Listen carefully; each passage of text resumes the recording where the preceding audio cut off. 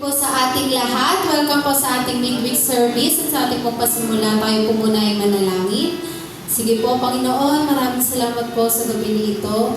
Panginoon, patuloy namin dinadalangin, ihanda niyo po ang aming puso at isipan sa pagsamba at sa pag-awit ng mga papuri sa iyo, Ama. Patuloy, Lord, na katukin niyo at ipaalala niyo sa bawat membro na ang gabing ito, Panginoon, ay para sa inyo, Lord, na sama-sama kami magpuri at mamanalangin. Mamaya, Lord, sa aming after service, Panginoon. At Panginoon, mayroong manguna sa amin mula sa aming opening song hanggang sa victory song, sa magme-message, Ama, sa praise and worship at sa tatayuman dito sa harap, Lord. Patuloy na ikaw ang maghanda sa puso ng bawat isa, Ama. Maraming salamat po sa pangalan ni Jesus. Amen. At tayo po ay magpapasimula na sa ating gawain. Yan po ang lahat na tumayo. Awitin po natin ang The More I See. Before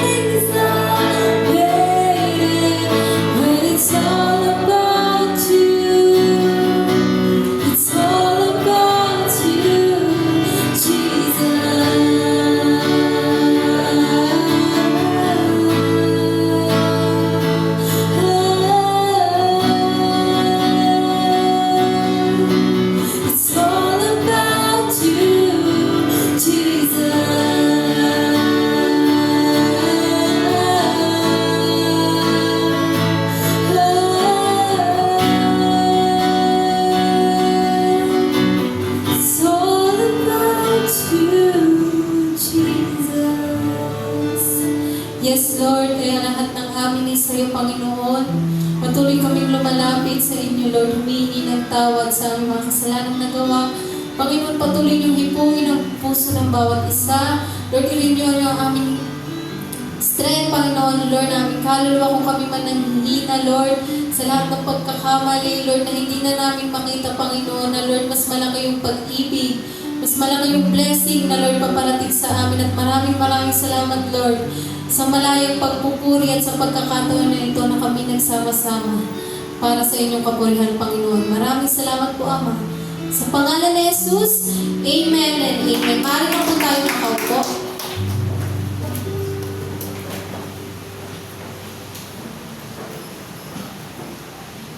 At para naman po sa ating testimony, tinatawagan po natin ang ating Sister Susan Lozano.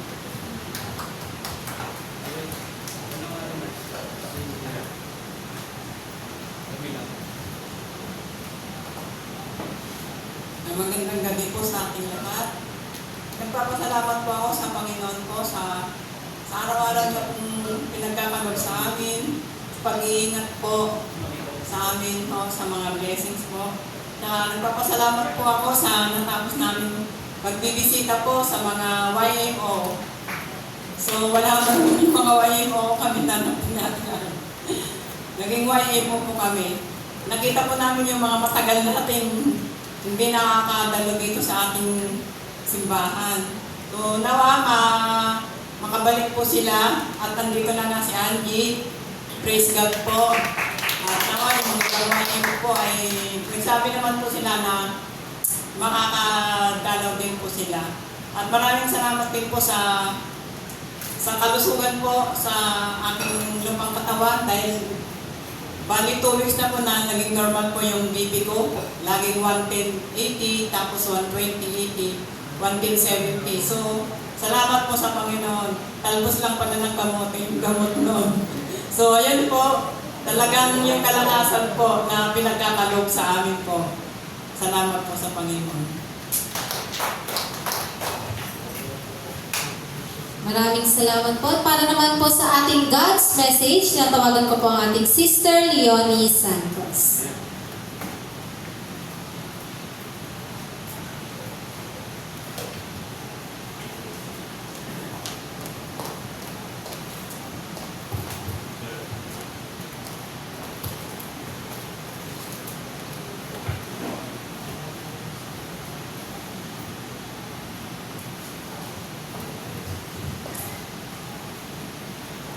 Magandang gabi po sa ating lahat.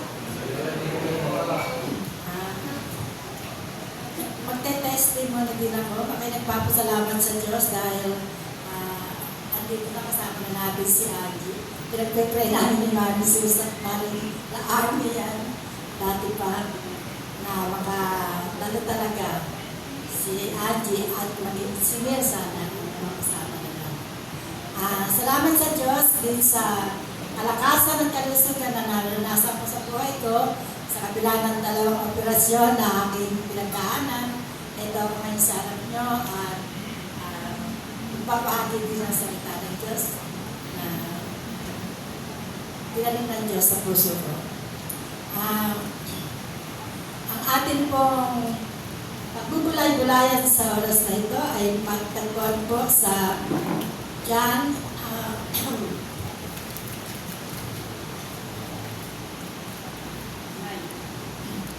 John 6:27.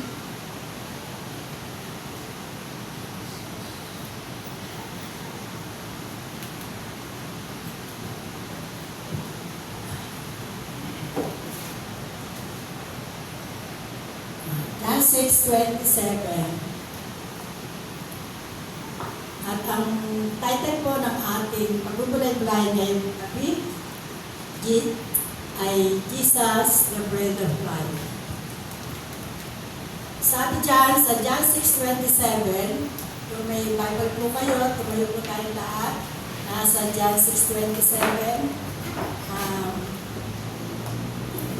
huwag ang pagkain nasisira, ang pagsikapan kampin, kundi ang pagkain hindi nasisira na nagbibigay ng buhay na walang hanggan.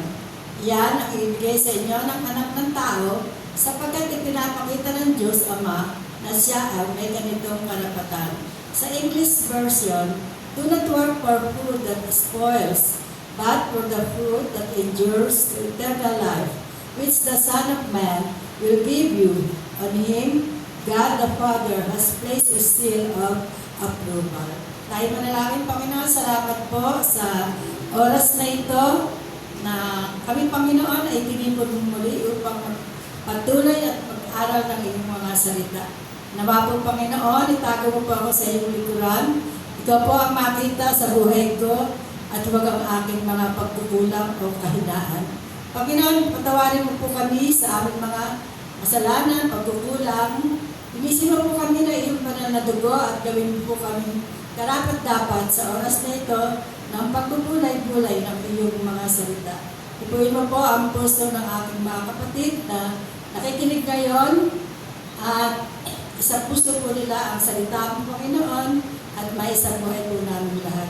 Salamat po, Ama, sa kalakasan at kalusugan na pinaparanas mo po sa bawat isa, sa mga biyaya at pagpapala na aming naranasan sa aming buhay sa araw-araw.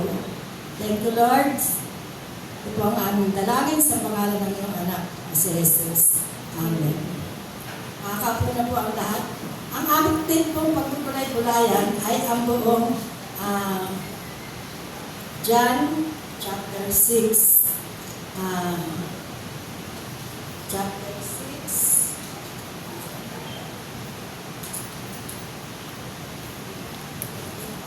John chapter 6 verse 25 hanggang 58.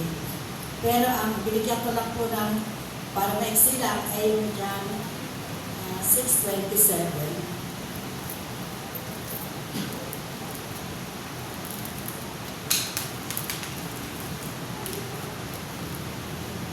Nang makita sila ni Jesus ay nagsaybayan ng ng lawa, siya tinanong nila, Guro, kailan po kayo rito?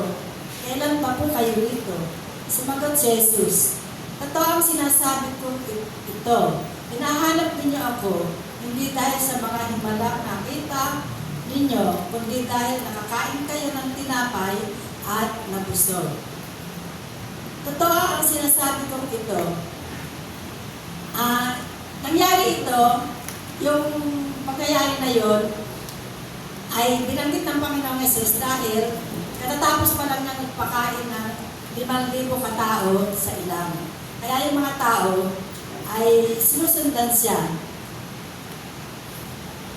Sa pamagitan ng 5 tinapay na sibada at 2 isda, kaya't ang mga tao ay laging hinahanap si Jesus kahit pa nasa ilang sila. At alam niyo naman sa ilang, walang pagkain, walang tubig. Kaya ang mga tao, sa kabila ng ilang, sinusundan nila sa Jesus dahil alam nila pakakainin sila ni Jesus kasi at talagang nila 5,000. Pero sabi ni Jesus,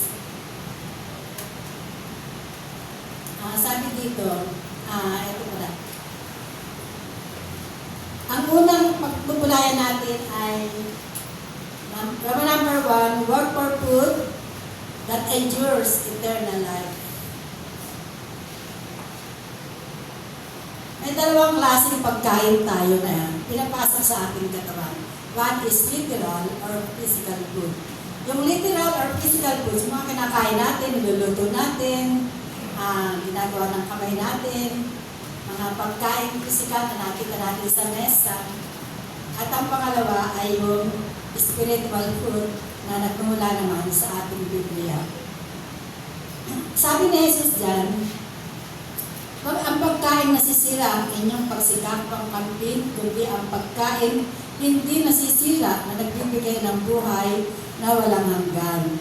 Iyan ang ibibigay sa inyo ng anak ng tao sapagkat ipinapakita ng Diyos Ama na siya ay may ganitong karapatan. Sa araw-araw nating pamumuhay, naranasan ba nating magkulang sa ating mesa? O lagi namang may nakahain? palagay ko naman, di tayo nagkukulang. Kasi sabi nga ng Diyos, ang kanyang biyaya ay laging sapat sa araw-araw.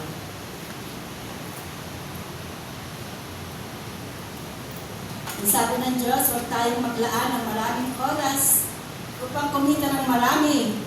Dahil, sabi niya sa salita ng Diyos, ang biyaya niya ay sapat sa araw-araw.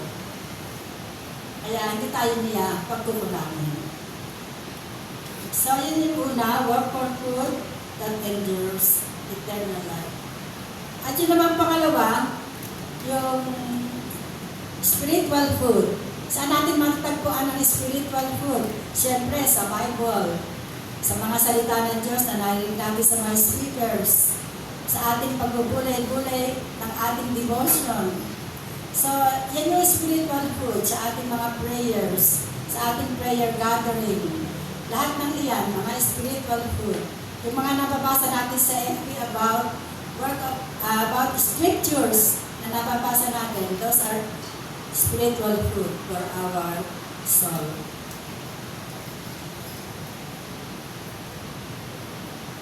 Ang pangalawa, the true bread from heaven. Number one, sabi dyan, believe in the one God that Father has sent. Dahil tinatanong nga ng mga tao si Jesus, sumagot si Jesus, ito ang pinagagawa sa inyo ng Diyos. Yung tanong nga pala, ang sabi ng mga tao, ano po ang dapat namin gawin upang aming matupad ang ipinagagawa ng Diyos? Ang sagot ni Jesus, ito na nga, believe in the one God the Father has sent. Ito ang pinagagawa sa inyo ng Diyos, sumampalataya kayo sa sinugo niya. Ano pong himala ang may pakikita ninyo upang sumampalataya kami sa inyo? Tanong namin mga tao. Ano po ang inyong gagawin? Yung pong mga magulang namin nakakain ng mana sa ilang. Sa pamagitan po ng kanilang pinunong si Moses, sabi nila. At iyon ay ayon sa nasulat. Sila'y binigyan ng tinapay galing sa langit, sabi nila.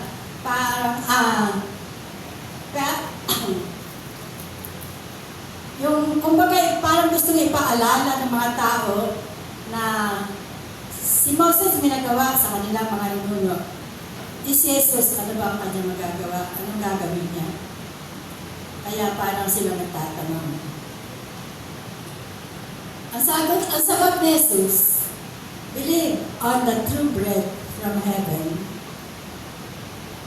Tandaan ninyo, sabi ni Jesus, hindi si Moses ang nagbigay sa inyo ng tinapay na galing sa langit.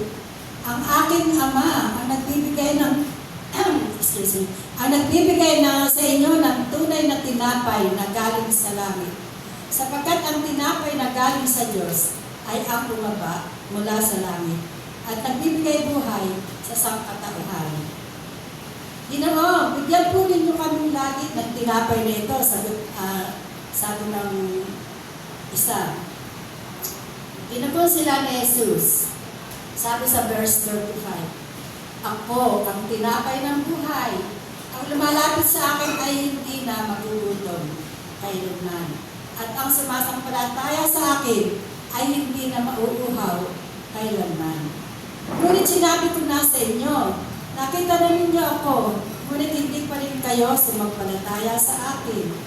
Lalapit sa akin ang lahat ng ibinibigay sa akin ng Ama, at hindi ko itataboy kailanman ang sino mang lumalapit sa akin.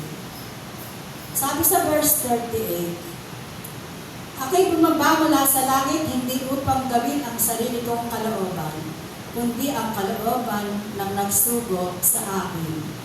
At sa verse 39, at ito ang kanyang kalooban, ang huwag kong hayaang mapahamak ang lahat, ang kahit sino man sa mga ibinigay niya sa akin, kundi ang buhayin kong silang muli sa huling araw. Maliwanag po mga kapatid, na sa bahaging ito ng talata, ang patotoo ni Jesus na siya ay bumaba mula sa langit at isinugo ng Ama dito sa lupa upang magkaroon ng kaligtasan ang sangkatauhan. At ginagawa niya ang kalooban ng Ama, hindi ang kanyang sariling kalooban. Inayos ni Jesus na ang lahat ay sumampalataya sa Kanya at magkaroon ng buhay na walang hanggan. Pero ito ang naging problema ni Jesus noong panahon yon. Pakinggan natin sa pangatlo. The doubt and grumble of innocent Jews. The Jews began to grumble when Jesus said, I am the bread that came down from heaven. Ako ang tinapay na bumaba mula sa langit, sabi ni Jesus. At ang mga Hudyo ay nagbulong-bulungan. They grumble and doubt sa kakayahan ni Jesus. Hindi ba ito si Jesus na anak ni Jose? Kilala natin ang kanyang ama at ina. Paano niya masasabing bumabasa sa lupa mula sa langit? Hindi kasi alam ng mga Hudyo na si Jesus yung hinihintay nilang Mesiyas. Kasi hindi naman nila nakita, hindi nila nakasalamuha si Jesus mula sa kanilang pagsilap, mula sa kanyang pagsilap. Sinabi ni Jesus, pigilan ninyo ang inyong bulong-bulungan. Walang makalalapit sa akin, malibang dalhin siya sa akin ng Ama na nagsugo sa akin. At ang lumalapit sa akin ay bubuhayin ko sa huling araw. So, yung doubt ng mga tao noon, inano ni Jesus, kumbaga parang sinaway niya, sabi niya, tigilan ninyo ang inyong pagbulong-bulungan. Kasi ang Ama lang ang may kapangyarihan na magbigay sa akin ng mga tao, nais niyang iligtas ko, sabi niya. Ang sabi nga, at ang lumalapit sa akin ay bubuhayin ko sa huling araw. Pang-apat, yung ginawa ng Diyos. The ultimate action of God the Father. Sinugo niya si Jesus, ang kanyang kaisa-isang anak. Sabi sa verse 45, nasusulat sa aklat ng mga propeta at silang lahat ay tuturuan ng Diyos. Ang bawat nakikinig sa Ama at natututo sa Kanya ay lumalapit sa akin. Hindi ito nangangahulugang may nakakita na sa Ama. Ang mula sa Diyos, ang tanging nakakita sa Ama. At tanging si Jesus lamang ang nagmula sa Diyos at nakakita sa Ama. Sabi sa verse 47, pakatandaan ninyo, ang sumasampalataya sa akin ay may buhay na walang hanggan. Ako ang tinapay ng buhay. Kumain ng mana ang inyong mga magulang nung nasa ilang sila, ngunit namatay silang lahat. Ako ang tinapay na bumaba mula sa langit upang ang sinumang kumain nito ay hindi namamatay. Mabubuhay magpakailanman ang sinumang kumain ng tinapay na ito. At ang tinapay na ibibigay ko upang mabuhay ang sanlibutan ay ang aking laman. Dahil dito, nagtalo-talo na naman yung mga Hudyo. Sabi ng isa, paano may bibigay sa atin ng tao ito ang kanyang laman upang makain natin? Excuse me.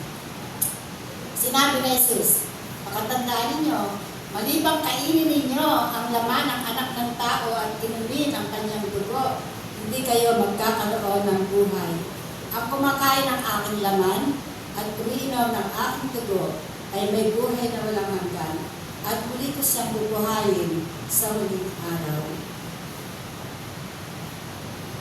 Sabi sa verse 55, sabi diyan, sapagkat ang aking laman ay tunay na pagkain at ang aking dugo ay tunay na inumin. Ang kumakain ng aking laman at umiinom ng aking dugo ay mananatili sa akin at ako naman sa kanya. Sabi sa verse 57, isinugo ako ng buhay na Ama at ako'y nabubuhay dahil sa kanya. Gayun din naman, ang sino mang kumakain sa akin ay mabubuhay dahil sa akin. Ito ang tinapay na bumaba mula sa langit. Ang kumakain ng tinapay na ito ay nabubuhay magpakailanman. Ang binabanggit kasi ni Jesus, hindi pa pangyayari eh. Ang binabanggit ni Jesus yung future Hindi maintindihan ng mga Hudyo kung ano sinasabi niya.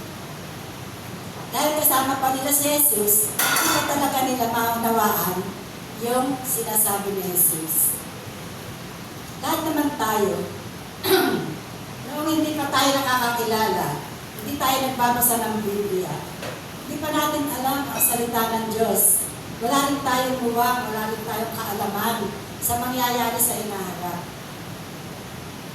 Naunawaan lang natin ang salita ng Diyos nang marinig natin ito mula sa bibig ng mga nagtuturo, ng mga workers, ng mga pastor, una sa mga propeta, sa mga alagad ni Jesus, sumunod sa mga propeta, sa mga tagapagturo ng kautusan. At dahil hindi pa rin maunawaan ng mga Hudyo ang salita ng Diyos, ang Diyos na ang gumawa ng paraan upang makilala natin siya, tayong mga Hentil. At nang isugo ng Diyos na buhay, ang kaisa-isa niyang anak na si Jesus, dumami na ang nakakilala sa Diyos, dumami na ang tumanggap kay Jesus, lalo na nang si Jesus ay ipako sa krus, namatay, nilibing at muling nabuhay sa ikatlong araw. Dumami ang mananampalataya.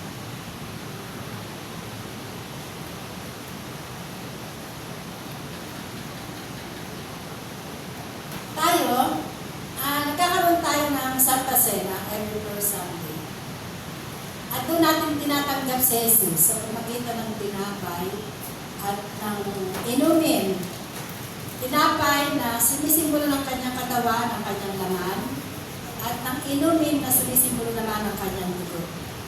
Yun yung future na ipinapahayag ni Jesus doon sa mga Hudyo na hindi nila naiintindihan. Pero sa ngayon, siguro naman marami na mga Hudyo ang nakaunawa yung ibig sabihin ni Jesus na ang kumakain ng kanyang laman at dugo ay magkakaroon ng buhay na walang hanggan. Ito yung ginaganap natin Santa Cena tuwing first Sunday. So, tinatanggap natin si Jesus sa pamagitan ng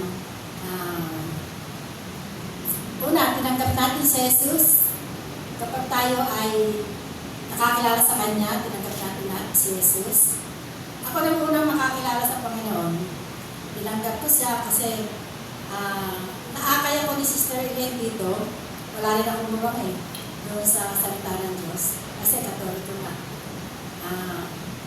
Wala akong kaalam-alam sa Biblia. Dahil hindi naman ako nakakaharap ng Biblia. Pero nang napunta sila dito, naakay ako ni Sister Elaine. Nilapit niya ako sa dito, pinatanggap ako ni Pastor Manny, pero si Sister Elaine ang naging daan para makakilala ako dito. Ayun, simula nang matanggap ko si Jesus, parang hanggang ng pakiramdam, parang ang lapit ko sa Diyos. Every time na magpe-pray ako, parang sa bawat sasabihin ko, may tugon agad siya. Yung mga prayer ko, nasasagot niya. Sinasagot niya, tinutugon niya. Kaya sabi ko, sana matagal na ako nakakilala sa Panginoon. Sana matagal na ako sa IRM. Pero, matanda na ako na mapunta dito sa IRM. Hindi naman. Line of 5 na ako na mapunta sa IRM. Iyon, sabi ko na, ang sarap ng pakiramdam na nakakilala ka sa Panginoon, tinanggap natin siya sa puso natin, at mararanasan natin, hindi natin nakita ang Diyos. Pero naramdaman natin siya kapag tayo nagpa-pray, kapag yung mga prayers natin natutugon, kapag ito nga, hindi ko akalain magkakaroon ng aircon, hindi ko alam na magkakaroon ng maayos na simbahan dito. Dahil dati, walang-wala ito parang bahay lang na Pero, sabi ko, Lord, parang hindi ko na may ipapagawa ang bahay ko kasi naiwanan na nga kami ng mister ko. Hindi ko na kayang ipagawa pa yung bahay dahil na ito parang skeleton pa lang yun. Sabi ko. Pero, sa biyaya ng Diyos, ito, nagkaroon ng aircon, nagkaroon ng magandang simbahan tayo sa tulong ng mga taong nagmamahal sa Diyos. Ayan. Sister Elaine, si Atty. Lea, sila marami pa, di ba? Yung mga nasa abroad. Yan, sabi ko, talagang napakabuti ng Diyos. At yung pinagdaanan kong 2 operasyon, nung ako'y nakahiga na doon sa operating table, sabi ko, Lord, bahala ka na po sa akin. Hindi ko naasahan na iniisip ko, mabuhay o mamatay, basta ako, pinagkatiwala ko sa Diyos yung aking buhay. At tuwa ako, umiyak ako nung magising ako sa ating Lord. Salamat. Binigyan mo pa ako ng panibagong buhay. That is my first operation. Sa pangalawang operation, parang naging grabe. Hindi kasi ako natakot na magpa-opera ulit. Kasi nakaranas na ako ng operasyon ng una. Pero sa pangalawang operation, parang, sige, pagpa-opera ulit ako. Pero ang nangyari, kinakitan ako ng colostomy bag. Sabi ko, ano ba yun? Bakit nagkaroon ako nito? Yung una naman, wala. Yan, siguro paraan ng Diyos na magkaroon ako nito para manatili akong buhay. Dahil kung hindi, baka matagal na akong nakalibing. Yan, sabi ko na, iniisip ko, kung ito ang kalooban mo, Lord, maglilingkod pa rin ako kahit may ganito. Basta, panatilihin mo akong malakas. Yan nga, sabi nga, si Jesus ang tinapay ng buhay. Hindi tayo magkukulang sa ating hapag. Kasi hanggat tayo nananampalataya kay Jesus, nagtitiwala sa Kanya, siya ay kikilos at kikilos para tayo ay manatiling malakas, mag-serve, masagana sa ating hapag. At masaya, di ba? Kahit na wala tayong bilyon, wala tayong milyon, pero masaya tayo, lalo na pag nagsasama-sama tayong ganito. At sa aking conclusion, ito na, sa ating mga tumanggap sa Panginoong Jesus, sumampalataya sa Kanya, naranasan natin ang kapayapaan ng buhay, kagalakan ng ating puso, kabanalan, pagiging matuwid na pamuhay, kababaang loob. Naiwasan natin yung masasamang gawa. Naiwasan natin maging mataas, kapag mataas. Naiwasan natin yung utos ng Diyos na 10 utos, naiwasan natin yan. Dahil, mahal natin ang Diyos at may takot tayo sa Kanya. Dahil ang Diyos ay mabuti sa mga masunuring anak, ngunit lumalayo siya sa mga taong ayaw sumunod. Sa mga taong mapagmataas at masama ang gawain, nilalayuan sila ng Diyos. Iwasan natin ang magkasala upang malaya natin tanggapin ang tinapay ng buhay at inumin na simbolo ng laman at dugo ni Jesus. Ito yung tinatanggap natin kay Santa Cena. Thank you, Lord. Maraming po salamat. Tayo manalangin. Panginoon, maraming po salamat sa natapos namin salita mo na aming pinagbubulay-bulay. Thank you, Lord, sa marunungan na binigay mo po sa akin upang mapalawak mo ang aking salita, upang maihatid ko sa aking mga kapatid na may katagumpayan. Panginoon, salamat po na binibigyan mo kami lahat ng karunungan, ng wisdom na nagmumula sa iyo, kalakasan at kalusugan ng katawan, upang kami ay makapagpatuloy na maglingkod sa iyo. Panginoon, salamat sa lahat ng pagpapala na aming naranasan sa aming buhay. Patuloy mo po kaming gabayan ng iyong mga salita. Dahil kung wala ka, Panginoon, wala po kaming magagawa. Tunay, Panginoon, ang pag-ibig mo ay wagas, walang kapantay, Panginoon. Salamat, Ama, sa iyong pag-ibig sa amin. Salamat sa anak mo na isinugo mo po sa amin upang kami ay magkaroon ng transformation sa aming buhay. Salamat po, Ama. Ito po ang aming dalangin. Sa pangalan ng iyong anak, si Jesus. Amen.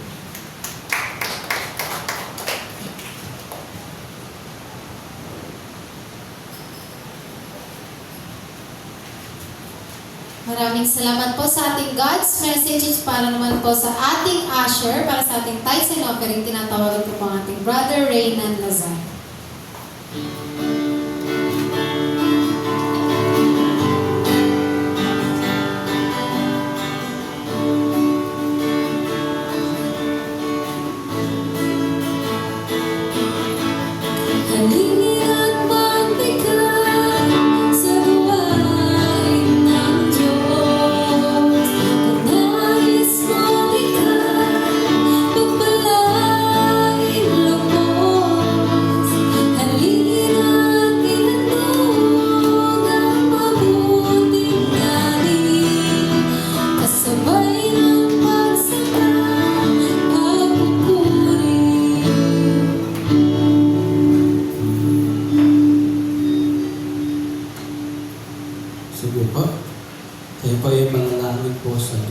Panginoong Diyos na dakila at napakabuti sa lahat. Lord God, muli salamat Panginoon sa kalakasan, sa patuloy niyo pong mga biyaya na niyo pong binubuhos sa amin, Lord. Lord, mga Panginoon itong mga Panginoon ay pong magamit sa patuloy na paglago ng niyo pong ministries, Panginoon, sa lugar po ng Montalban. Lord, na mga Panginoon ay rin pong pagpalain, Panginoon, sa lahat ng bahagi ng buhay namin, Lord God. Sa pangalan ni Jesus, Amen. Lahat ko po muli ang lahat na para po sa ating mga announcement, IRM San Isidro Worship Service every Sunday at 2 p.m. Sunday service, June 22, 2025, 9:30 a.m. ang ating po-speaker, Pastor Renato Duran, Presider, Sister Jasmine Borbon, Opening Prayer, Brother Reynan, Worship Leader, Sister Pistita Barza, Tithes and Offering Encouragement, Sister Maricar Patricio, Usher, Sister Mary Joy, at para naman po sa ating flower sponsor, Mendoza Family. Midweek service and prayer meeting, June 26, 2025, 7 p.m. ating pong speaker, Sister Pistita Barza, Worship Leader, Brother John Kirch, Testimony, Brother Albert Jacinto, para naman po sa ating Usher, Sister Judith Borbon. NCR1 Sulong, date July 12, 2025, 8 a.m. to 12 p.m. Ang venue po ay sa IRM Malanday. Ang ating pong speaker si Council Pastor Lilovic Ramos. At reg fee po natin ay 50 pesos. Kasama na po dito yung food. At para sa t-shirt naman po, meron pong nakapost doon sa ating GC. Pwede naman po kayong maglagay ng name. Andun din po yung price ng t-shirt. Aita Community Mission every Saturday at 8 a.m. Meron po tayong Kids Saturday class at after po ng pagtuturo sa mga bata, meron naman po tayong Adult Worship Service. Be a blessing to the next generation. We are looking for generous sponsor to support our growing kids ministry. Your help will go along in providing fun activities that teach children about God's love. Ito po yung mga ways to support. Pwede pong makapagbigay sa snacks or meal para sa mga bata. Materials po, pwedeng papers, color, or anything po. Para naman po sa ating GCash, ay po naka-flash din po sa ating screen. Yan, inaanyahan ko po muli ang lahat na tumayo para po sa ating closing song. Awitin po natin ang Give Thanks.